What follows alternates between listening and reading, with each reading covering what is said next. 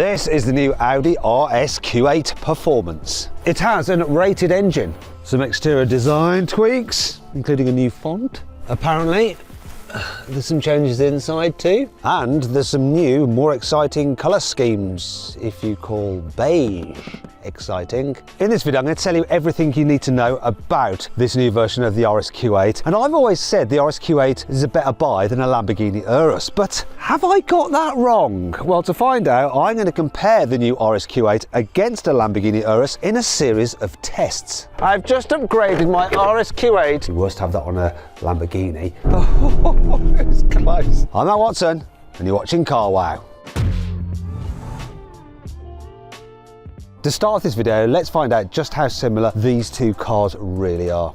To do this, I took both cars to Phillip Island Performance Cars and got them on the ramp to have a good look underneath. Surely they aren't that similar. So let's start with the Audi. Let's find out how many Audi logos we can find. We've already got off to a bad start because I found VW. Obviously, Audi is owned by VW Group, so we're going to have quite a lot of VW parts, which are probably shared with the Touareg.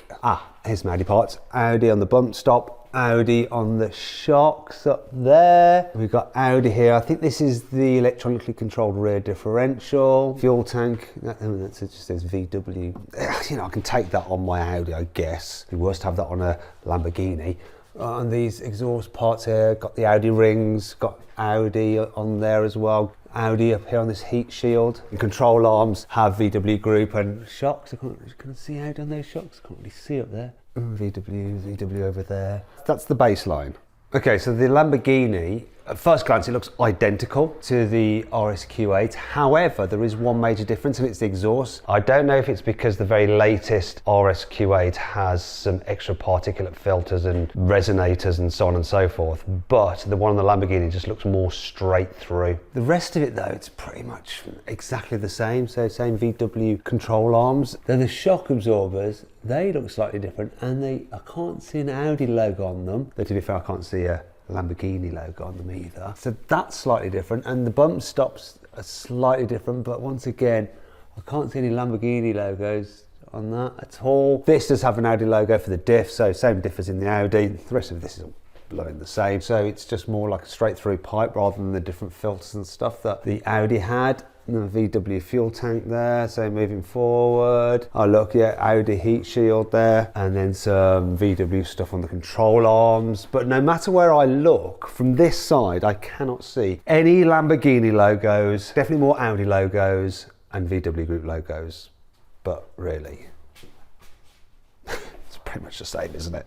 Under the bonnet, which is where more people are likely to look, there is some differentiation, and you actually have to look quite closely to find the Audi logos. One that sticker there just hidden behind those pipes, another one on here, one on this connector, one inside the windscreen washer fluid. My favourite is this, the oil filler cap. But really, when you open the bonnet, for most people, they're just going to see Lamborghini. So the stickers, Lamborghini logo. We've got a carbon bonnet. You don't have that on the Audi. And of course, you've got the Lamborghini engine cover with big Lamborghini written over it and some Italian double compresso, ordine di esenzione, which is the order of the firing sequence. However, I've got an idea. I wonder if this will actually fit the Audi. This could be embarrassing. I've just upgraded my RSQ8 to a Lamborghini. It now has more horsepower. Look, instant tune of your Audi RSQ8, and we'll just detune this Lambo ever so slightly. There we go. It's the exact same engine, isn't it? Now let's stop messing about by winding up Lamborghini Urus owners and compare these two cars' engines. Yes, they are the same 4-litre twin-turbo V8. Here in the Audi RSQ8 Performance, you've got 640 horsepower, which is 40 horsepower more than the standard RSQ8. You've also got 850 newton meters of torque, which is an uplift of 15 newton meters. In the Lamborghini, you got the same engine, but with 666 horsepower, but the same 850 newton meters of torque. Both have 8-speed automatic gearboxes, and both have launch control. So how will their 0 to 60 times compare? Oh, that hooked so well. 3.48 seconds. Oh yeah, I mean, great traction, great launch, great performance. Surely The Lamborghini can't be any faster. It's very Italiano. Here we go with the Lamborghini. It'd be embarrassing if it's slower than the Audi, wouldn't it? Let's go.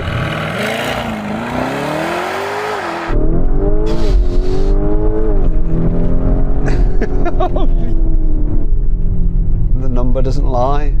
Whoops. I'll give it one more go. It's not gonna. It does feel quick. Oh, it was close. Just that initial launch, and that, to tell you the truth, is down to traction. Do you know what? Even though that says differently, this felt a bit quicker, but that could just be due to the Lamborghini placebo with all the yellow and the extra noise. But to be fair, that launch time is all down to that initial traction, and this just didn't hook as well as the Audi, and that could just be due to tyres. That was a bit surprising, wasn't it? One of the key upgrades that you get with the performance model of the RSQ8 is ceramic brakes as standard. You've got 440mm discs up front gripped by 10 piston calipers. You've got 370mm discs at the back. Now let's just check out the braking performance from 60 miles an hour in this car.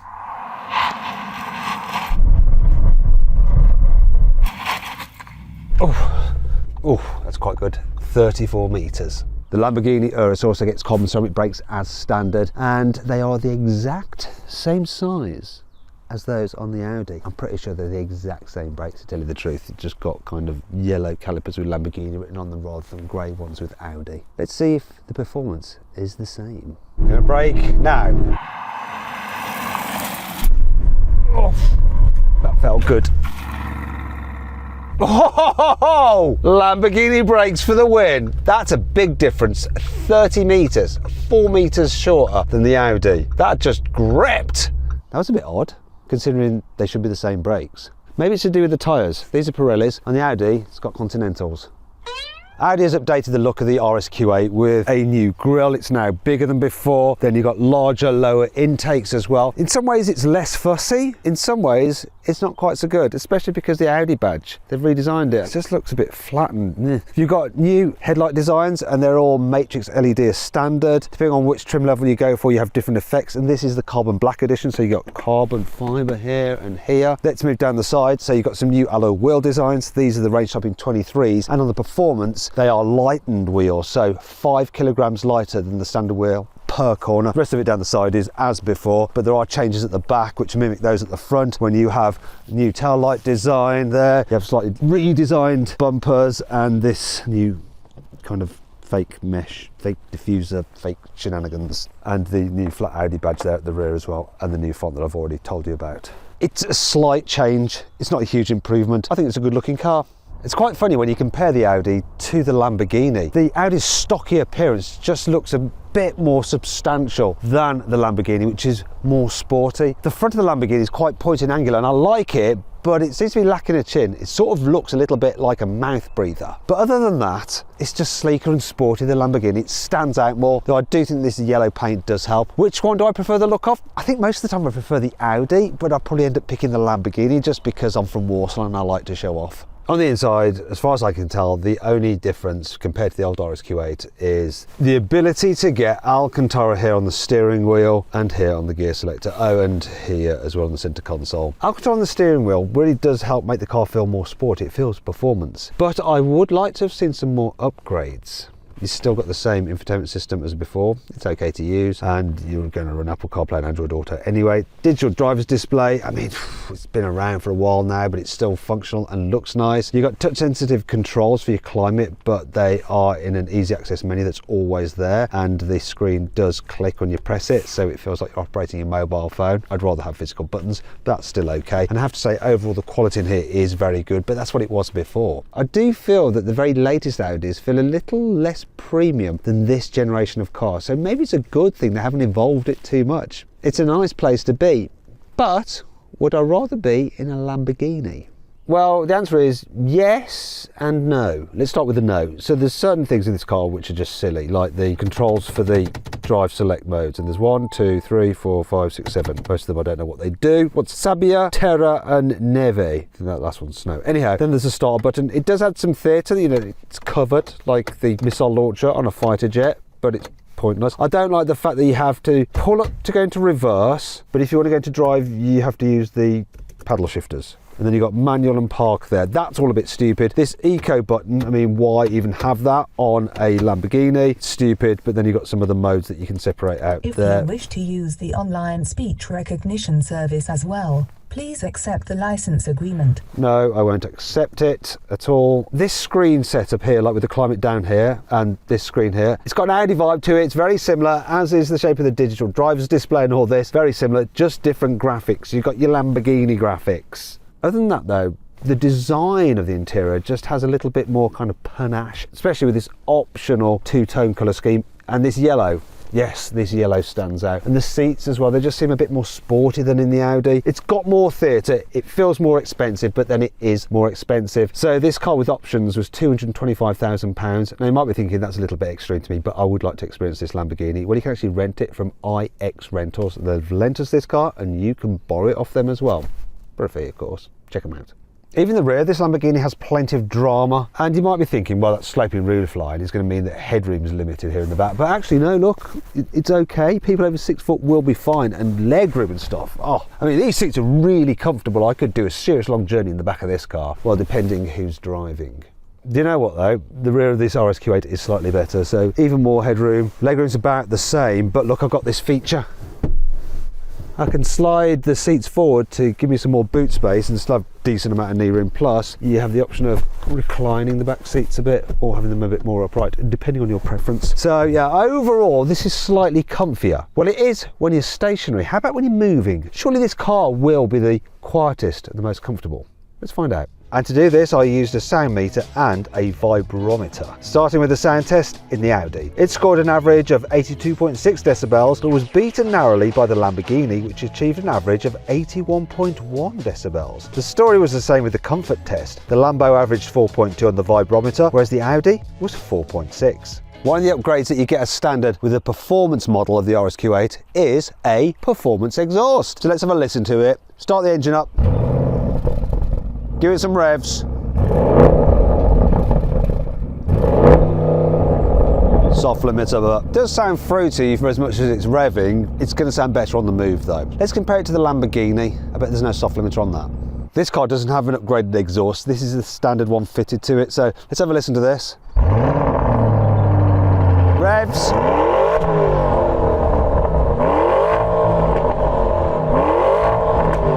Oh dear Audi. You lost big time there. Now that was a bit weird. I wasn't really expecting that. Another thing that's a bit weird though is the fact that the boot on this is slightly larger than on the Audi. So you've got 616 litres of space. However, there are some things that make it a little less practical. One of them isn't this. Look, the fact you can lower it down on its air suspension. Now, one thing that is less practical is this, the low cover. This kind of big, heavy, hard low cover. It's nice that it's trimmed in Alcantara, that's good, but where do you store it? I don't know. Will it go into here? No, it won't. So you're gonna have to store that in the car, hopefully not damage it, but still, yeah, it's got a big boot. Now let's compare it to the Audis. Let's get in very quick to the boot, because I love this feature. No parcel shelf problems with this car. Look, you've got a low cover that automatically retracts and goes back into position when you shut the boot. I love it. And look, oh, come on, come out.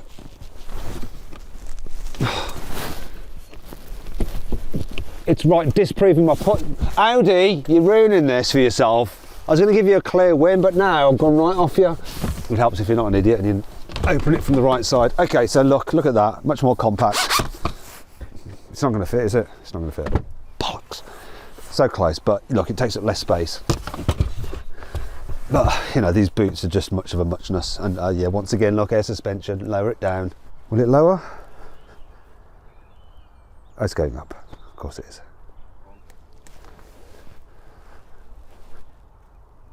No? What's going on? Where are you going?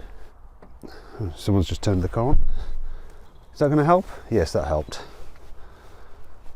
That's going down. I'm not really sure what this segment has proved.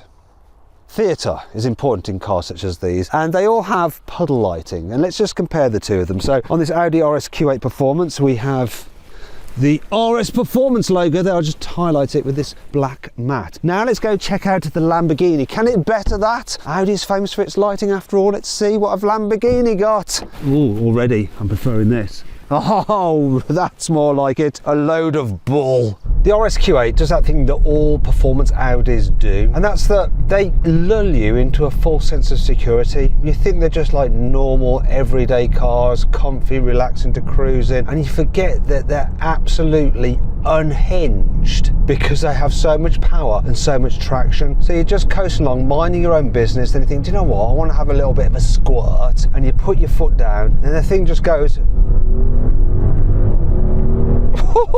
utterly bonkers. And what's really surprising, when you're going quicker, you realise that the rest of the car can actually keep up with the engine. So the handling is better than you assume. Now, this is obviously a tall SUV, so you don't expect it to handle that well, but by God, it doesn't hold onto the road and go around corners surprisingly well. Obviously, being tall and being heavy, it's no sports car, but for something this big, this practical and this usable, you can't half go down a piece of road alarmingly fast in this car. And yet, well, you don't want to do that, just back it off. I'm going to come out of RS mode now into just normal mode and just chill for a bit. Oh, and because you can mix and match all the different settings, you can have hardcore focus, crazy engine mode and comfy, soft, relaxing suspension. It's good. It's a really nice car to drive. It's the kind of car you can just lend to your other half, and even if they're normally frightened by high performance vehicles, they won't even know unless they floor it.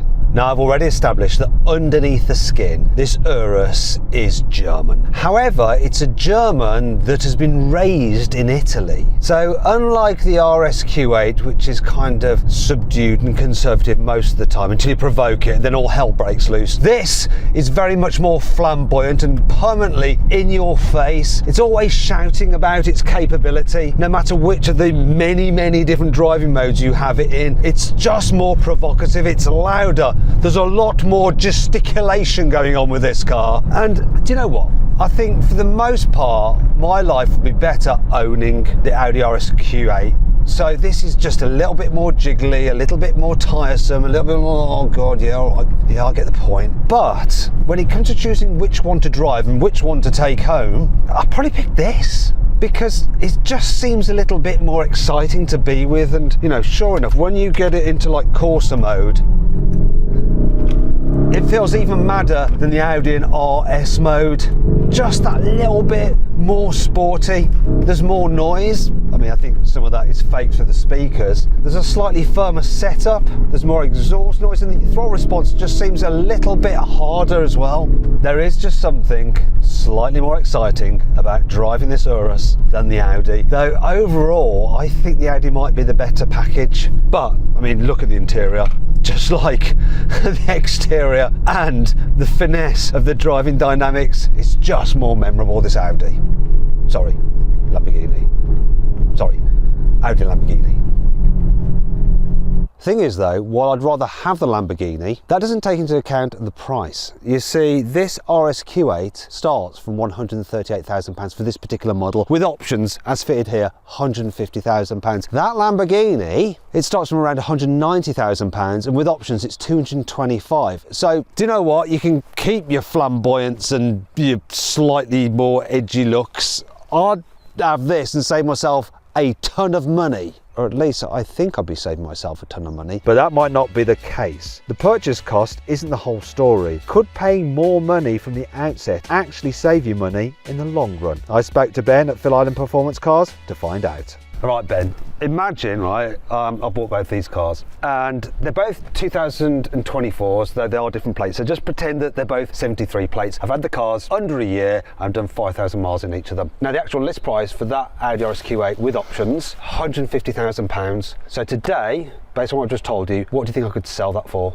For that one, I would suggest probably 130. 130. Okay, so I've lost 20 grand in just under a year. Effectively. Okay, this Lambo, same thing. Nice. This was 225 with all the spec on it. What do you reckon I could get for that? I think looking at it, you probably get up to 220, I would say, for that car. So I've only lost 5 grand off that. It's cost me more, but I've only lost 5 grand. So basically, the Lamborghini would be cheaper. Effectively, looking at it, yeah. Interesting.